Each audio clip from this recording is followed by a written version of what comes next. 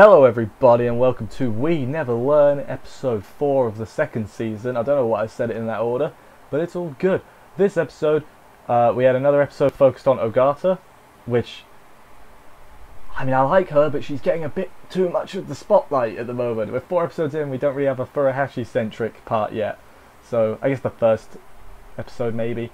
But then we had a Takamoto-focused part. That one, I mean, it was sort of funny, but it was funny for the wrong reasons, if you know what I mean. It was funny because, haha, they're not fluent in English, haha. Which, it's not that funny really, is it?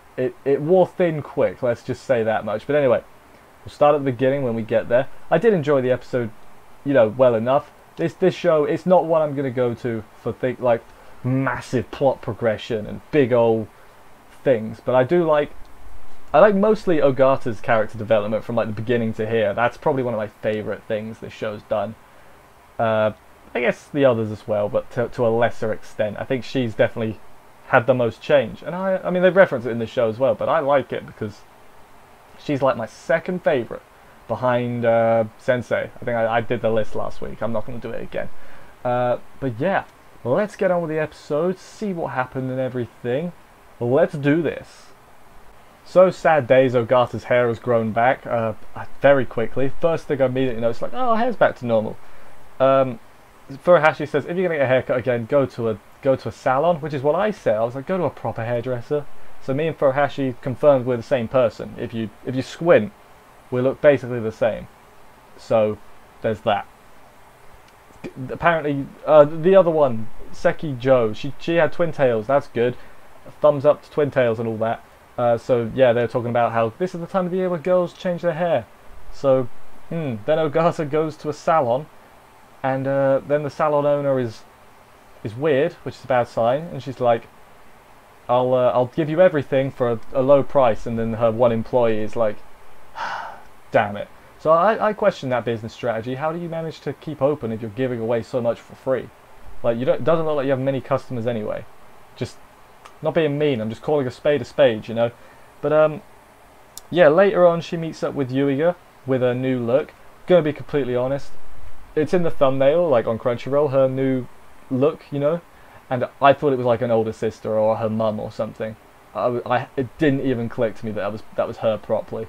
So they got me. So I guess I can understand why Yuiga didn't recognize her to an extent. So I can't even be that guy's like, Yuiga, behave, be sensible, like, because it got me too, you know, in the thumbnail. So what do I do? But basically, yeah, she's unrecognizable. Obviously, Yuiga can't recognize her, and then so he's like, I don't know who this is, but he thinks she's hitting on him, and takes her phone. You'd think he'd notice when he texted her phone that the person next to him's phone vibrated. Although he wasn't looking, he was like faced like this. Like she was facing that way, he was facing that way. So he didn't see to you know. So there's that. So then the text was like, "Hurry up!" She like, "I think you look stuck or something." But then she thinks it's about her studying. I'm just checking my notes because there's a lot that goes down at once. And then she thinks he's being shy because they're getting closer or whatever. So he helps her with her work, and then he's like, "You remind me of Ogata," and then he compliments Ogata to Ogata without knowing it's Ogata, calls her a squirrel, and then she was also getting jealous of him complimenting her but not knowing it's her because they think they're talking about someone else. I think I got that right. Maybe. As I said, there's a lot. And then she asks her what he thinks of her being her now. So he is confused because he's only just met her, even though he's actually known her the whole time, but he doesn't know that.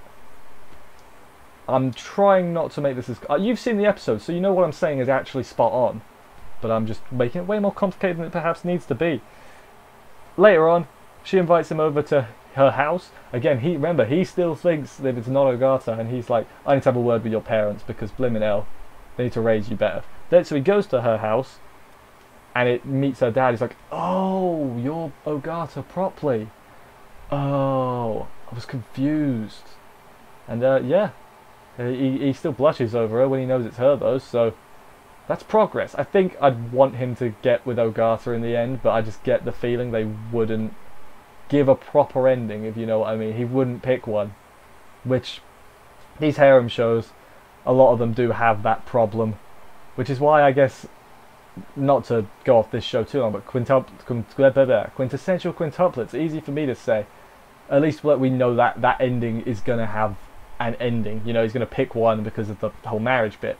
Kind of wish more of them would have the promise of an ending, because this one I can't see him getting with any of them at the end, even though he should. You know, he should pick one, and you know what I'm saying. Anyway, let's get on to the second section.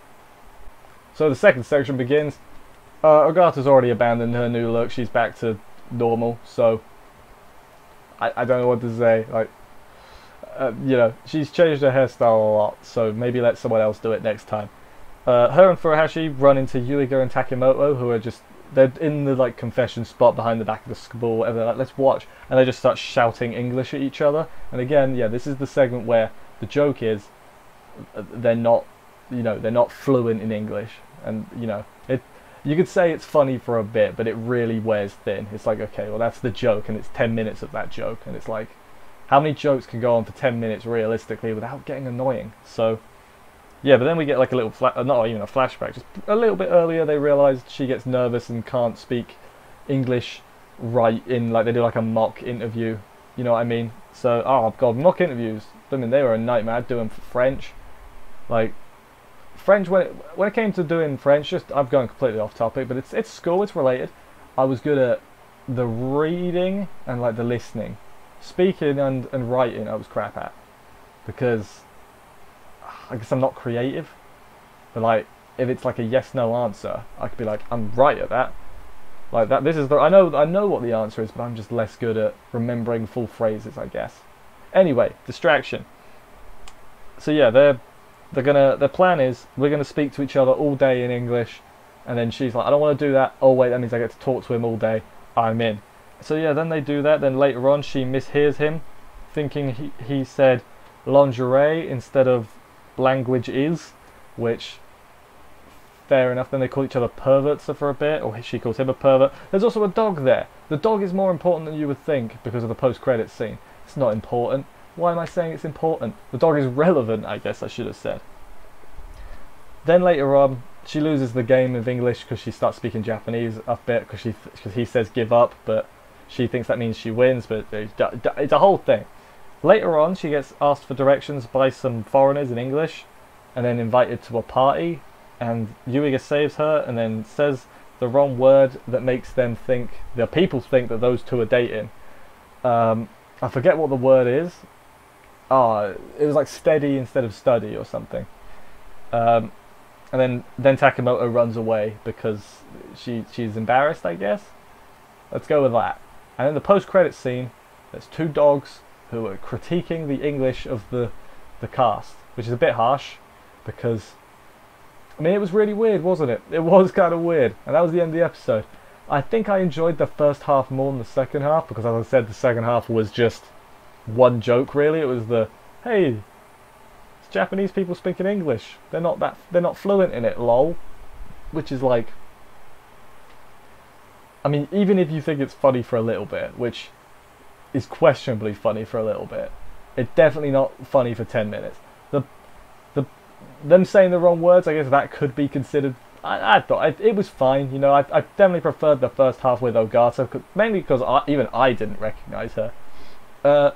Even like another thing, like, is there like a lot more like misunderstandings this season than last season, or is that just me? Because like last season felt like a lot of harem-y shenanigans or whatever and things like that, but this season feels like there's been a lot of misunderstandings arising from things. Maybe there was a few last week because they thought that Ogata and him kissed, although they did, but it was an accident. Whole thing, I don't really remember the first season, which is weird because it was only like 6 months ago, so got a memory of a twig. Anyway, thank you everybody for watching this review. I hope you enjoyed it. If you did, give a subscribe, a like, a comment, all the other things that make YouTube like me. Oh, my voice is going, that's not good. I will see you next week for another episode of this, and bye guys.